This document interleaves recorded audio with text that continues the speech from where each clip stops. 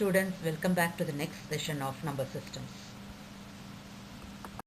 In the previous session, I had explained about the decimal expansion of rational and irrational number.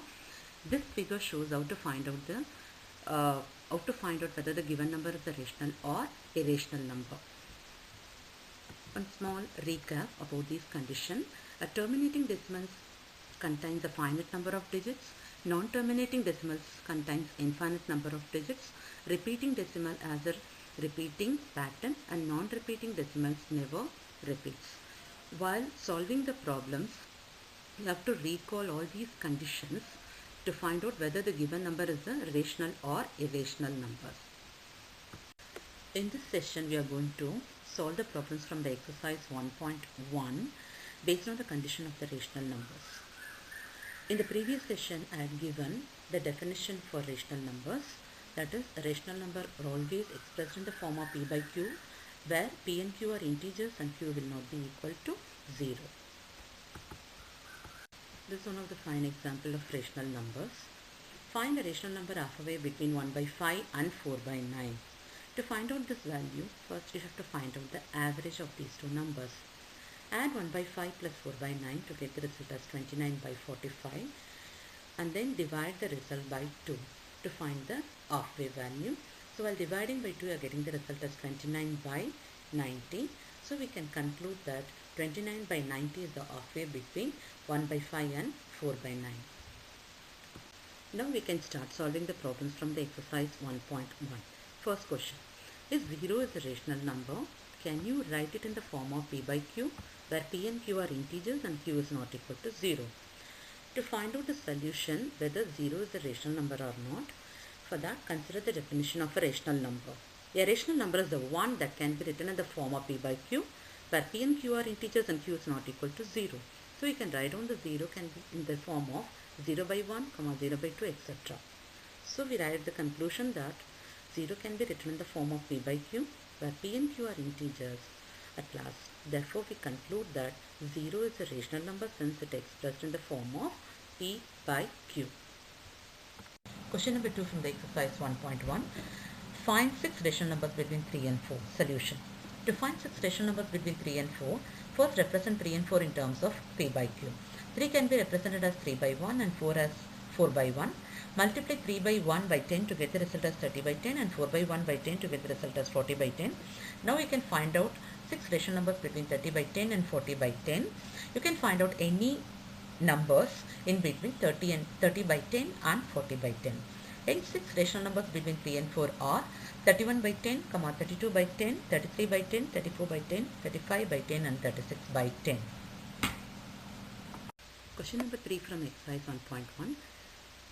Find 5 rational numbers between 3 by 5 and 4 by 5. To find out the rational numbers between 3 by 5 and 4 by 5, we know that there are infinitely many rational numbers occurs between any two numbers. First, to find the value, convert these rational numbers into decimal form.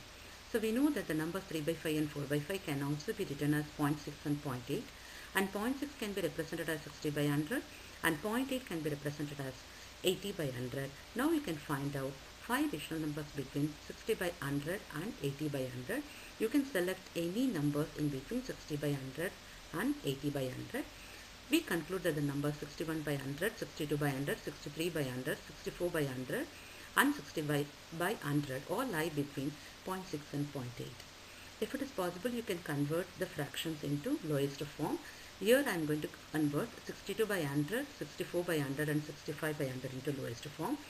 While converting 62 by 100 into lowest form, I am getting 31 by 15, 64 by 100 as 16 by 25 and 65 by 100 as 13 by 20. Therefore, 5 rational numbers between 3 by 5 and 4 by 5 are 61 by 100, 31 by 50, 63 by 100, 16 by 25 and 13 by 50. I have given alternate method for the same sum. Third question. To find 5 rational numbers between 3 by 5 and 4 by 5, you have to multiply both the rational numbers by the same number. Here I took 6 as a common multiplier. 3 by 5 into 6 is equal to 18 by 30 and 4 by 5 into 6 is equal to 25 by 30. Now you can identify 5 rational numbers between 18 by 30 and 24 by 30. I got the result as 19 by 30, 20 by 30, 21 by 30, 22 by 30, 23 by 30 and 24 by 30.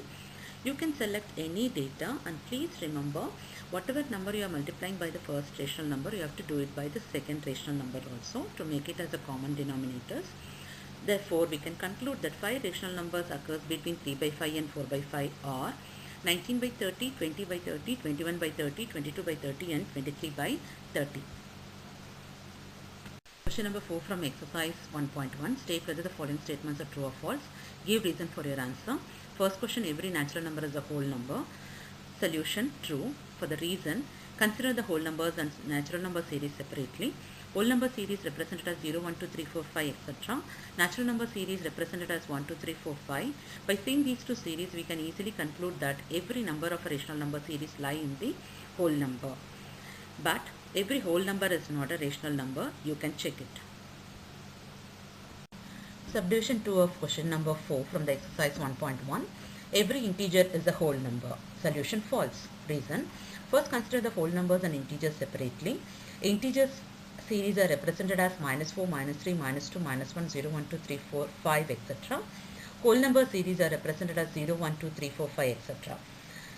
By seeing these two series, we can easily conclude that every number of whole number series lie in the series of integers, and also we know that integers are the combination of whole numbers and the negative numbers. But every number of series of integer does not appear in the whole number series. By seeing these two series, we can easily identify that. Therefore, we can conclude that every integer is not a whole number, but we can say that every whole number is an integer. Third subdivision of question number 4 from the exercise 1.1. Every rational number is a whole number. Solution, false. Reason, rational numbers are the numbers are always expressed in the term of p by q, where p and q are integers and q will not be equal to 0. And whole numbers are represented as 0, 1, 2, 3, 4, 5, etc. We know that every number of whole number series can be expressed in the form of p by q, that is 0 by 1, 1 by 1, 2 by 1, etc. Hence, we can say that every number of the whole number series is a rational number. But every rational number does not appear in the whole number series, since the whole number series consists of only positive numbers. Therefore, we can conclude that every rational number is not a whole number, but we can say that every whole number is a rational number.